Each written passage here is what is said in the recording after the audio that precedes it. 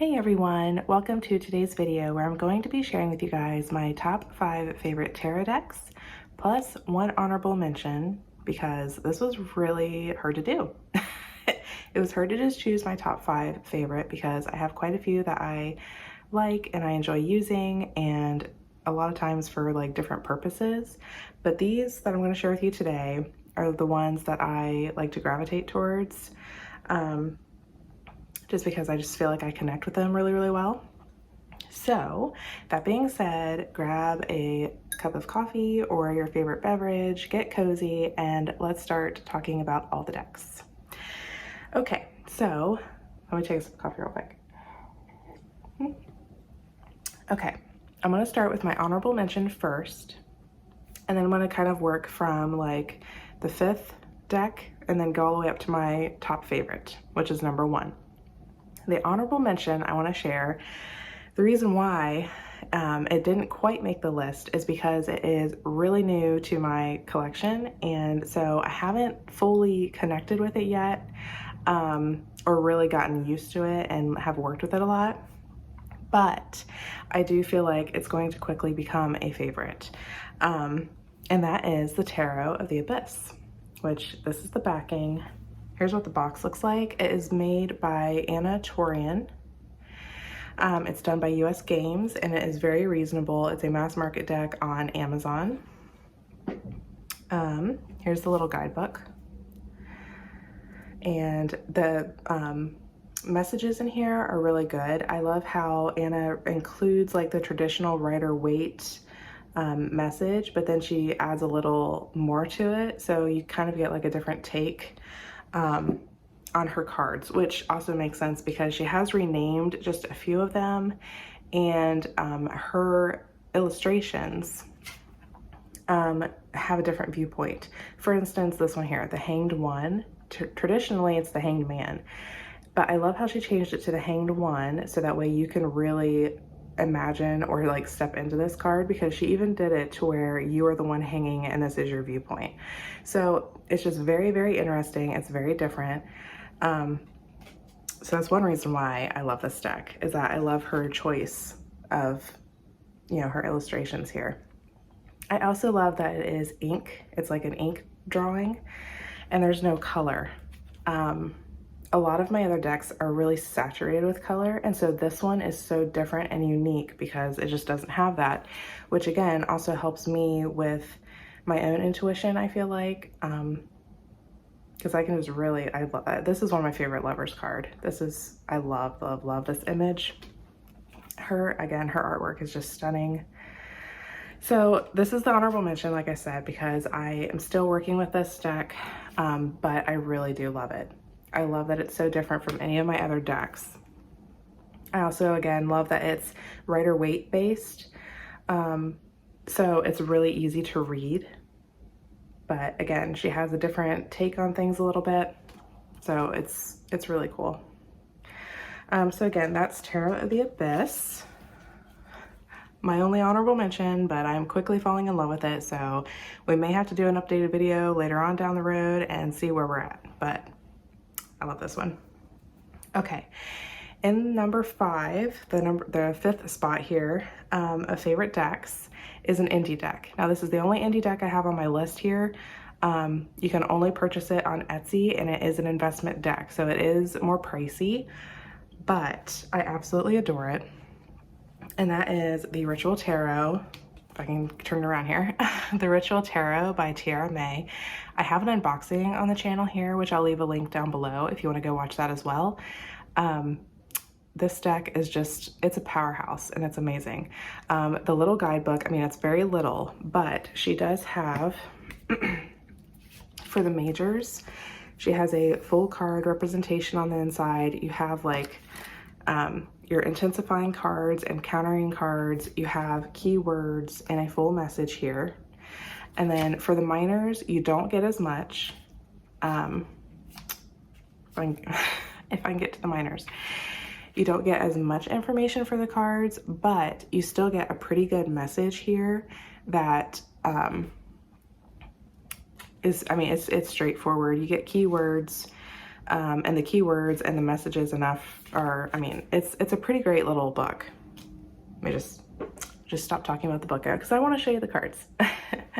The cards, it's a huge deck. It's very chunky and it's big, which can be kind of a hard, I mean, it's hard to shuffle sometimes just because it is like so, I mean, it's not hard. Like the card stock's really smooth and slick, so it does like shuffle well.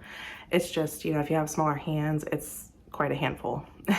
But I absolutely love this deck because of the collage work.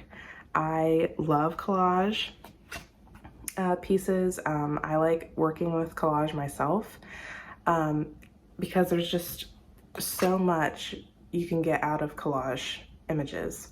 And when she first, this is the 3rd edition of this deck, so this is actually the named edition. So like even though you don't have the card titles on the front, she has the zodiac wheel on the back, and what she did was she hid the names of the cards in the wheel. So it makes it really nice for if you want to use this intuitively and just pull a card and just look at the image that you pulled and get a message from that, which is really fun. That's one way to use that. I like using it. And then the other way, of course, is to look at the card name on the back and then associate it with the Rider-Waite meaning or whichever system you work with. So again, I love it. The other thing about this deck that I love is that, again, with the collage work, anytime I pull a card, I may see something different in it. Like if I pull this card 2 days in a row, what I may see in the first day might be something different that I saw or that I see in the next day. So like, and also like it's really easy to read, I think, as well, because she has like, you know, this is the 3 of Pentacles. So you can obviously tell that. It's so stunning. The colors are so vivid, and Tiera May really did an excellent job on this deck. Just show you just a few more here. The Tower card. So definitely a favorite for sure. Again, I think this deck can stand the test of time because no matter how long you work with it, you're always going to get something new out of it. And that's one of the things I love about certain tarot decks, including another favorite of mine. But moving on to the 4th spot is this lovely deck. This deck is the Llewellyn Tarot. This deck has quickly become a favorite because I recently found out that I have some Celtic lineage, and my family had come from Wales, which I thought was really cool. So I kind of went down the rabbit hole of Welsh mythology and all of that stuff, and this is based off of Welsh legends and lore and all that good stuff. So I was like fascinated, and I was like, yes, please. This is the backing. The red dragon is a symbol of Wales. It's like I believe it's on their flag.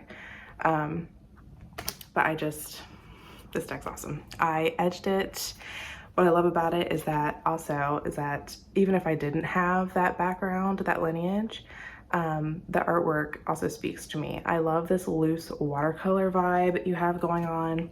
The colors are so vibrant and pretty and just cheerful. Like I love this golden color that's in a lot of them.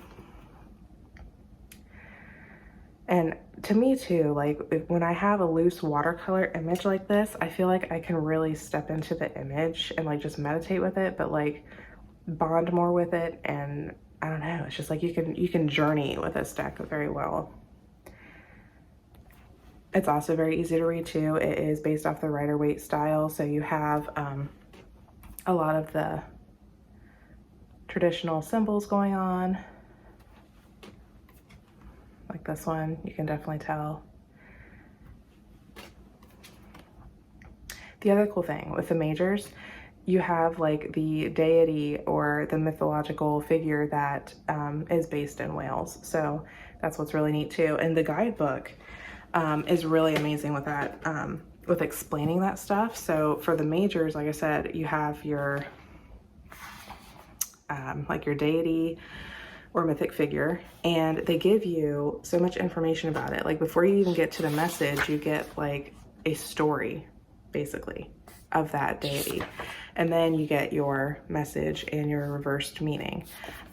So this guidebook is really a good read too if you're into that type of stuff. So that's my 4th deck. My 3rd deck also goes along with the Celtic lineage and studying all that good stuff, but this one's more witchy, and I absolutely have fallen in love with this deck too. It is the Witch Sister Tarot by Julia Jeffrey. This deck, so stunning. I have become such a huge fan of Julia's artwork. It is beautiful. So this right here is one of my all-time favorite cards. It's so stunning. And this deck has really connected with me as far as like if I want to talk to or connect with my ancestors, like to really know more about Celtic lineage or like my background. This deck has really connected with me in that way. I really get a vibe and feeling from it that speaks to me, especially this card. I love this card, the tradition. Carrying on your legacy, going back to your ancestors, all that good stuff. It is beautiful. The other cool thing about this deck is that Julia actually mentions it in her guidebook that she wanted this deck to be kind of its own thing. So her messages in the book don't necessarily go along with Rider-Waite. And the other cool thing is too, is that she'll give you a specific meaning, like for each of the witches in this deck, and the god. She will give you like a little bit of information about that particular person, and then the meaning that she ties along with that. So that's the Witch Sister. Oh, hold on. I have to show you this card too. This is one of my favorites too. I love that image. Oh gosh, her artwork is just absolutely stunning. Here's the back of the deck, and I have edged mine in this brown black, but one of my favorites. Also, the guidebook is stunning too, because you do get a full representation of the card in here, and then again you get like who she is, and then you get your meaning, and it is so different. So this is also a good like little study deck too if you want something different, because like I've read through this book, so once you read through this book you can really bond and connect with the deck and see the different meanings that Julia has put in there, and it's awesome. Okay, second spot. Guys, we're getting there. We're almost to the first. Okay, so since I'm like still learning the system, the Rider-Waite Smith system, and all that good stuff, I have quickly become attached to the traditional cards. So I purchased this it's the Centennial Pamela Coleman Smith edition. In the tin. It comes in a little tin carrier, which I forgot to grab it, you guys, I'm sorry, but it comes in a tin case, which I love because I can just throw it in my bag if I want to take it with me. And it's small. It's so small. Like compared to Llewellyn cardstock, it's so tiny. I love it. So it's not like pocket size, because I have a little mini tarot deck that's like this big. But it's still really small and a good size to carry with me. I love the backing as well. This is really pretty, but I've really like grown to love the traditional imagery as well. And well, here's another reason why I love it. I'm actually working through a challenge with a friend of mine, Leanne. I will leave all her information down below because she's been sharing it on YouTube as well. You can participate in the challenge or go back through it. She has some videos posted about it. But she started this challenge called 78 Deep, and we're working through all of the cards. We're actually almost finished. We're in the last suit, and we've just been working through them all. And I've been working with the Rider-Waite deck as well as the Witch Sister Tarot to get to know it better. And in the process of doing that, I've also been using this book. So Guided Tarot by Stephanie Capone. This book is so amazing if you're a beginner and you're just starting out, or you really want to dive deep and learn, like memorize and learn the basic structure of Rider-Waite Tarot. Because you go in here And there is an image of the card, but you have like all the information, and it is so like straightforward and in like little bite-sized chunks that you can really grasp it and understand what the meaning is. And over here on this side, Stephanie actually goes through like the symbols and the details in the Rider-Waite deck to where you can really just really grasp and understand. You know, you can, it's a good clarity book. Like you can really understand and learn it. And so this book has been a huge help in learning it. So while I've been using this deck, I kind of pair it along with this book, because this deck actually did come with a little white book guidebook. So it's like really just little, and the guide word or the keywords that the author or whoever put this together added in there, I didn't really resonate with that much. So again, for just learning purposes and stuff, I've been using this book. Absolutely has been a fun time. Okay, you guys, last deck. Okay. And you know what? I just forgot something. I was going to grab my other copy because I wanted to share it with you, but that's okay. Okay, my last final deck, my top favorite, the one I have bonded with the most, is Tarot Vampyres. Love this deck. The back is stunning. If you are a study person, you love to dive deeper into meanings and really get into, well, just again, studying, this deck's for you, because this deck has so much depth to it. And the guidebook alone, this is the guidebook, Phantasmagoria. Now I know that a lot of you might not maybe be into the artwork because it's more of a darker vibe, darker feel to it, but the guidebook alone, the guidebook doesn't have pictures. It's all words. It's all just such good stuff. Ian Daniels did an excellent job with this deck. I did trim mine. That's why I wanted to show you. I actually have another copy of this deck because I wanted a backup copy just in case anything ever happened. You know, I want to have a backup. So I did trim mine. It had a black border all the way around, so it also made it smaller. This is a Llewellyn deck, so I'll do a compare here. So this is the size that it used to be, so I've really trimmed it down a lot. But I love the size of it. I'll just say that. Very happy with it. I like freed the image, so I love having just the image of the card. This deck, this image right here, actually, actually, when I wasn't using this deck for a time, I had put it up for a little while and I was using Witch Sister and learning it. This image randomly popped into my head one day and I pulled out the guidebook, read it, and I was like, oh my gosh. It was such a message I needed to hear at that time, and I was blown away with the fact that this image popped into my head randomly. And I was like, wow, well, I needed to hear that, and I took it as a sign that I am meant to be working with this deck at the moment. So I keep coming back to this deck, and I've heard, or it's my home deck, because I've heard from other people that when you have a deck that you just keep coming back to, it keeps talking to you, you keep getting meanings from it and you're growing with it and all that, then that's like the one that's your main deck. So this would be my main deck. Again, I have a lot of favorites, but this is the one I always come back to. And also, I mean, I'm a person who likes the dark aesthetic and so I really enjoy the imagery a lot. I enjoy the vibe. It's just stunning. The paintings that Ian did for this deck is just gorgeous. I use it for everything. I use this deck for shadow work. It's very excellent for that.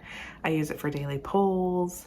I literally can use this deck for just about anything. And that's the other main reason why it's my top favorite deck.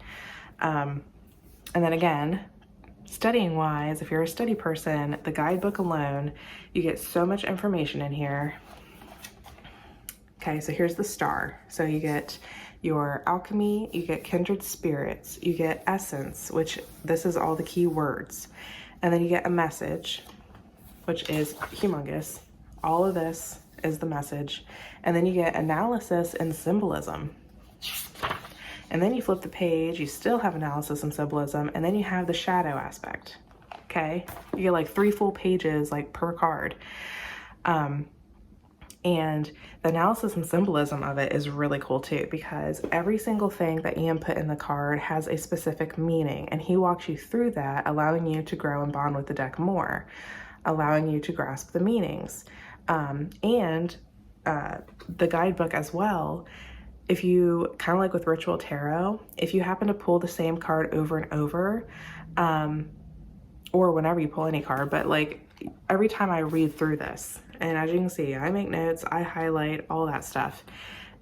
There's always something in here that speaks to you at a certain time, and then when you come back to it later and pull that same card later on down the road, you might see something different.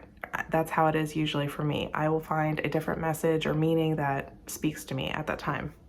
So top favorite. That is what I'm currently using. I carry this deck around with me everywhere. It's my favorite, and the size, like I love this size now. I love it. I'm like so happy I trimmed it. I just recently trimmed it and I'm like in love with it.